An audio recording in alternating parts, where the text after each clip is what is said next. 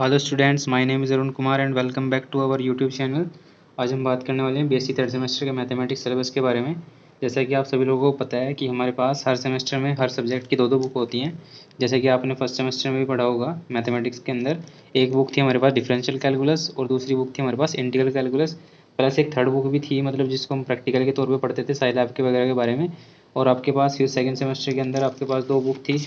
कौन कौन सी बुक थी हमारे पास सेकंड सेमेस्टर के अंदर? एक मैट्रिसेस एंड डिफरेंशियल इक्वेशन, ये पार्ट ए था हमारे पास।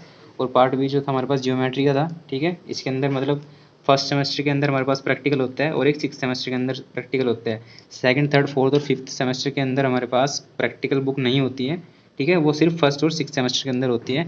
तो बात करते हैं थर्ड सेमेस्टर के अंदर जो बुक है हमारे पास, दो बुक्स हैं यहाँ पे भी, एक अलजेब्रा है और एक मैथमेटिकल मेथड्स है। अलजेब्रा जो बुक है आपकी, ये प्योर मैथमेटिक्स बुक है। ठीक है, इसमें अंदर मतलब हमें सिर्फ थ्योरम्स वगैरह ही पढ़नी होंगी। उसके बाद जो हमारे पास मैथमेटिकल मेथड है, ये अप्लाइड मैथमेटिक्स होता है। ठीक है, तो मैं आपको ये बुक दिखा दूँ जो थर्ड सेमेस्टर की बुक्स हैं। ये हमारे पास अलजेब्रा की बुक है जिसको हम पार्ट ए कहते हैं, मैथमेटिक्स थर्ड सेमेस्टर की। ठीक है, ये हमारे पास पार्ट ए है और ये पार्ट बी है हमारे पास। ये हमारे पास mathematical methods BSc third semester के लिए जो पार्ट बी है हमारे पास। ठीक है, तो अब हम सबसे पहले पार्ट ए जो है हमारे पास अलजेब्रा, इसका जो डिटेल सिलेबस है उसके बारे में डिस्कस करते हैं। तो ये जो हमारे पास पार्ट ए है हमारे पास यहाँ पे, जिसको हम अलजेब्रा कह रहे हैं, इसके अंदर दो सेक्शंस में डिवाइड किया गया है सिलेबस को, सेक्शन ए और एक सेक्शन बी। ठीक है, तो सेक्शन ए के अंदर हमारे पास 7 चैप्टर दिए गए हैं, 7 चैप्टर। ठीक है, तो इसमें जो पहला चैप्टर है हमारे पास वो है इक्विवेलेंस रिलेशन एंड पार्टीशंस। और इसके अंदर जो दूसरा चैप्टर है हमारे पास वो ग्रुप्स है। इक्विवेलेंस रिलेशन एंड पार्टीशन में कुछ रिलेटेड है हमारे पास जो अपने 11th और 12th क्लास में पढ़ा है। ठीक है, लेकिन जो ग्रुप्स आप पढ़ेंगे ये आपके लिए बिल्कुल नया होगा। उसके बाद जैसे हमारे पास परमुटेशन ग्रुप है, ये भी बिल्कुल नया होगा। उसके बाद हमारे पास homomorphism and isomorphism of groups है। उसके बाद जैसे हमने ग्रुप्स पढ़ा तो सब ग्रुप्स भी होगा। फिर हम पढ़ेंगे कोसेट्स एंड लैग्रांजेस थ्योरम।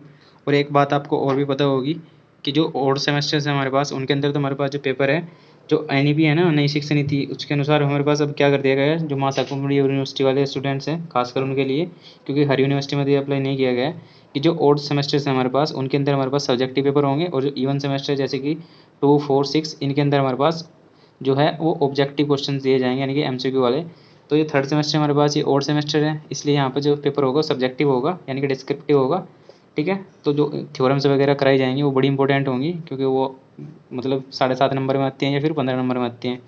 ठीक है, ये लैग्रांज थ्योरम बड़ी इंपॉर्टेंट होती है। एक थ्योरम और होती है इसके अंदर। ठीक है, वो भी 15 मार्क्स में पूछी जाती है। जैसे आप सिलेबस पढ़ेंगे, मतलब जब हम शुरू करेंगे पूरा डिटेल में कराया जाएगा। उसके बाद जो चैप्टर नंबर 6 हमारे पास साइक्लिक ग्रुप्स। ठीक है, ये भी आपके लिए नया है बिल्कुल। उसके बाद नॉर्मल सब ग्रुप पढ़ेंगे हम। ठीक है, ये हमारे पास सेक्शन ए कवर हो जाएगा इन 7 चैप्टर के अंदर। उसके बाद इस बुक का जो सेकंड पार्ट है हमारे पास, सेकंड सेक्शन बी, उसके अंदर जो चैप्टर 1 है हमारे पास सबरिंग एंड आइडियल्स। ये जो सबरिंग है हमारे पास, यहाँ पर सिर्फ जो थर्ड सेमेस्टर है इसके अंदर इंट्रोडक्शन वगैरह पढ़ना है हमें कि होता क्या है। जो उसकी डिटेल फॉर्म है वो फिफ्थ सेमेस्टर में आपको पढ़ाई जाएगी। ठीक है, यहाँ पे सिर्फ आपको इंट्रोडक्शन दिया गया है। उसके बाद सेकंड चैप्टर है इसमें Indian ancient mathematics and mathematicians. ठीक है, ये एक्स्ट्रा एडिशनल सब्जेक्ट, मतलब वो चैप्टर है एक, इसके बारे में हमें पढ़ना है। तो हमारे पास ये जो बुक ए है, पार्ट ए है अलजेब्रा, उसका सिलेबस खत्म होता है। जिसके पास बुक नहीं है, मतलब अभी तो आपने ली नहीं होगी, कुछ बच्चों ने, कुछ ने ले ली होंगी, तो जिसके पास बुक नहीं है वो उसका स्क्रीनशॉट ले सकता है सिलेबस का। ठीक है, ये पार्ट ए का और ये पार्ट बी का। ठीक है, उसके बाद बात करते हैं हम सेकंड बुक की, जो हमारे पास मैथमेटिकल मेथड्स है, उसका जो डिटेल सिलेबस है उसके बारे में डिस्कस करते हैं।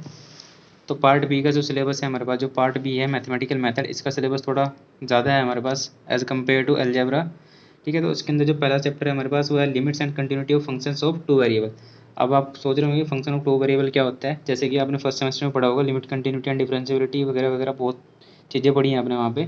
बट वहाँ पे क्या होता था, हमारे पास जो वेरिएबल होता था, यानी कि इंडिपेंडेंट वेरिएबल जो होता था वो सिर्फ एक होता था। ठीक है, यानी कि वाई इज इक्वल टू, अगर हम यहाँ पे बात करें, एक्स स्क्वायर प्लस 2x वगैरह वगैरह कुछ भी होता था, मतलब कुछ भी इक्वेशन दे रखी होती थी, तो उसके अंदर हमारे पास जो इंडिपेंडेंट वेरिएबल होता था वो सिर्फ एक होता था।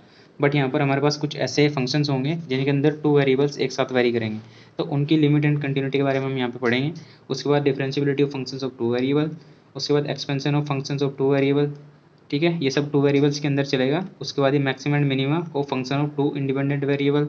ठीक है, एक और पढ़ना है हमें maximum and minimum of functions of several independent variable, यानी कि जब हमारे पास वेरिएबल 2 से ज़्यादा हो जाएंगे तो हम उसको सेवरेबल वेरिएबल्स के अंदर काउंट करेंगे। ठीक है, उसके बाद चैप्टर नंबर 6 है हमारे पास एक जैकोबियन, ये भी आपके लिए नया ही होगा। मतलब ज़्यादा हार्ड तो नहीं है, अगर आप कंटिन्यूटी बनाए रखेंगे तो आसान लगेगा सब कुछ, ठीक है। उसके अंदर बस ये जो हमारे पास अब 3 चैप्टर आएंगे, ये द लैपलास ट्रांसफॉर्म और द इन्वर्स लैपलास ट्रांसफॉर्म, उसके बाद एप्लीकेशन ऑफ लैपलास ट्रांसफॉर्म। ये एक अलग सेक्शन होता है थोड़ा सा, मतलब एक अपने आप में एक यूनिट होती है ये पूरी, 3 चैप्टर मिलकर जो बनाते हैं, ठीक है। और उसके बाद एक ये जो 4 चैप्टर आएंगे हमारे पास, Fourier transforms, finite Fourier transform, और एक ये हमारे पास फूरियर सीरीज, और एक होता है हमारे पास फूरियर इंटीग्रल। जैसे हमने यहाँ पे पढ़ा कि लैपलास ट्रांसफॉर्म और इनवर्स लैपलास ट्रांसफॉर्म है, फिर उसका एप्लीकेशन पढ़ते हैं लैपलास ट्रांसफॉर्म का। ऐसे हमारे पास ये फूरियर ट्रांसफॉर्म पढ़ेंगे, फाइनाइट फूरियर ट्रांसफॉर्म पढ़ेंगे, फूरियर सीरीज पढ़ेंगे, फूरियर इंटीग्रल पढ़ेंगे। अब ये जो फूरियर ट्रांसफॉर्म है हमारे पास, इसकी एप्लीकेशंस होंगी, जो चैप्टर नंबर 14 है हमारे पास, applications of Fourier transform in initial and boundary value problems, ठीक है। तो ये आपका जो सेकंड बुक है हमारे पास मैथमेटिकल मेथड, उसका डिटेल सिलेबस हमने देख लिया यहाँ पे। जिसके पास बुक नहीं है वो दोबारा से स्क्रीनशॉट ले ले सेकंड बुक के सिलेबस का, ठीक है। तो आई होप आपको सिलेबस समझ में आ गया होगा। अब हम जो है कल से इसका सिलेबस स्टार्ट कर देंगे, ठीक है। इसके अंदर जो सिलेबस होगा, पहले हम कराएंगे फर्स्ट बुक, जो उसको अलजेब्रा जिसका नाम है, प्योर मैथमेटिक्स है इसके अंदर, ठीक है। ये जल्दी कवर हो जाएगा क्योंकि इसके अंदर जो सिलेबस है वो बहुत कम है as compare to mathematical methods, ठीक है। तो ठीक है, मिलते हैं कल अगली वीडियो में, एक नया चैप्टर शुरू करेंगे। तब तक के लिए पढ़ते रहिए। Okay bye.